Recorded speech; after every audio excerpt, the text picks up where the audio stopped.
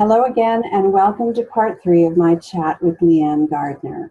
She's co-founder of Starshine Communities and co-author of the new book, From Resilience to Brilliance. I'm Maria Tomas Keegan, and this is part of my continuing series of interviews with women who have inspiring stories to tell and who are role models for the rest of us when it comes to learning to thrive. I call this show Tips for the Transition. Hello, Leeanne. Hello, Miss Maria. I appreciate all that you've shared with us so far, and we always like to save the best for last. So we want to hear what you've learned through your journey, from passion to going through the motions and living in the gray to passion again. All right. I love talking about this. Okay. The passionista, right? Right. So I think the first thing I learned, moving through the grief of having this elf doobie that I held on to for so long, we got to the point where I had 5 horses at home, or 7, I'd lost track, so many horses at home, and 2 with trainers because I was showing at a very high level. One of those horses was my beloved Romeo. And so having horses at home, I realized horses are so much more than just a big, beautiful animal. And so there was a reason I was so connected with them. They're natural healers. And so they would just, I could come home and grab a glass of wine after work, and they would just help calm me down. So I did more research and exploration about how horses can interact and really help people. And so that's kind of a path that I had taken. So 2 years ago now, I lost Romeo because he had a chronic disease. So I think going through the process of losing the first horse and dealing with that grief, I was devastated. Romeo was my absolute soul horse, but I was able to process that grief and not be as angry and non-forgiving and trying to kind of blame others that had a role in his illness. So, my big lesson was I was able to handle the grief better. And then the biggest thing was learning more about the horses and how I could help others with the horses. So that was a big one. So kind of Romeo has a two-sided. He helped a lot of women overcome some things when he was in another program. So I'm thankful for him on so many levels. Another really big lesson, and we spoke about it a little bit, is after I had welcomed horses back into my life, and I would have these conversations with my corporate colleagues about passion, it amazed me at how many people really weren't connected, or they didn't have a life balance, or they didn't have a hobby. And so that's really when I decided to kind of do a little bit more exploration with the horses and help people tap into that passion, or something that maybe they have built that wall up against. Because more and more, almost everyone you hear about has some life event has happened, and male and female, and they've decided to separate themselves from that feeling. So, again, the horses can really help you tune into that. So I love that piece of that. Other lessons, and again, it's all really back related to the horses. I guess I was a horse in a previous life. That's why I have a mane. I don't know. Authenticity. Sometimes I feel that word is really overused. It's a buzzword. Horses are the epitome of authenticity. They stand in their presence, and they're only concerned about their well-being and safety in the moment.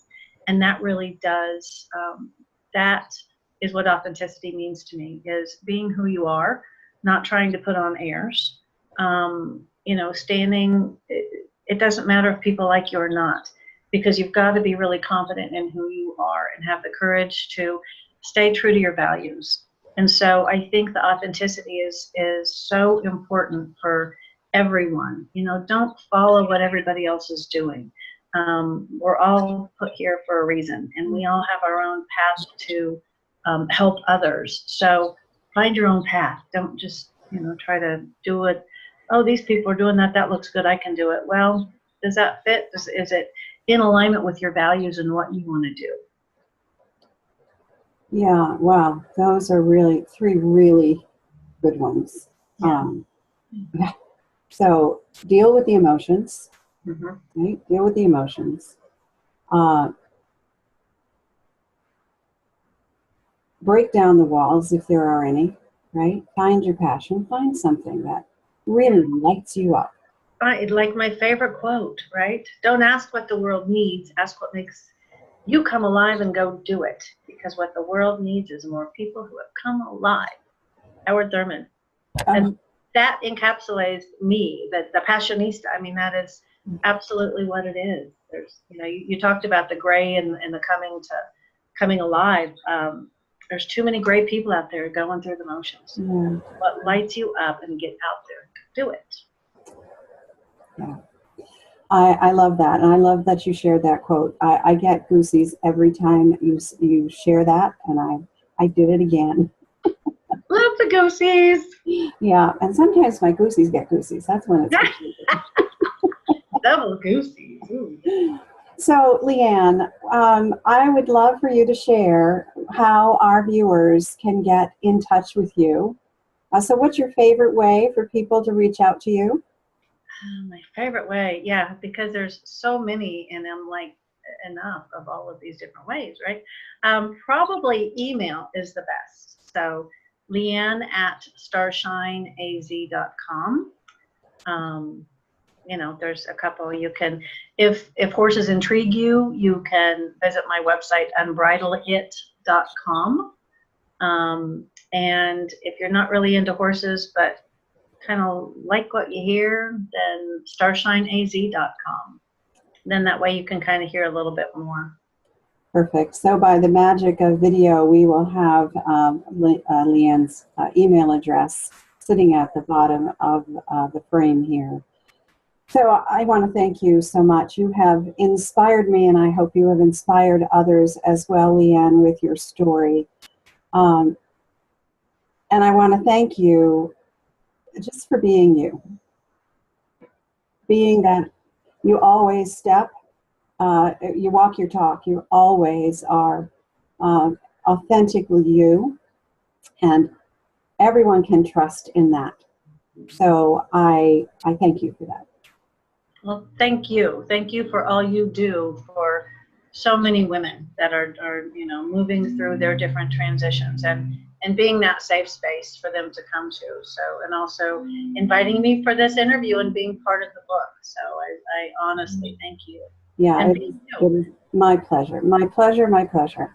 And I want to thank everyone for watching, and please be sure to check in on Amazon for this new book, From Resilience to Brilliance, because I think you're going to love the stories in it.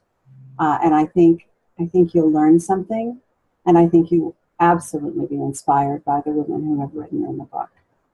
So I would like to leave you with this thought. My deep desire is for these conversations to help others know that they're not alone. Many of us have gone through similar experiences, and we're here to help. I'm on a mission to help women to thrive. Will you join me on that journey? Till next time, I'm Maria Tomas Keegan.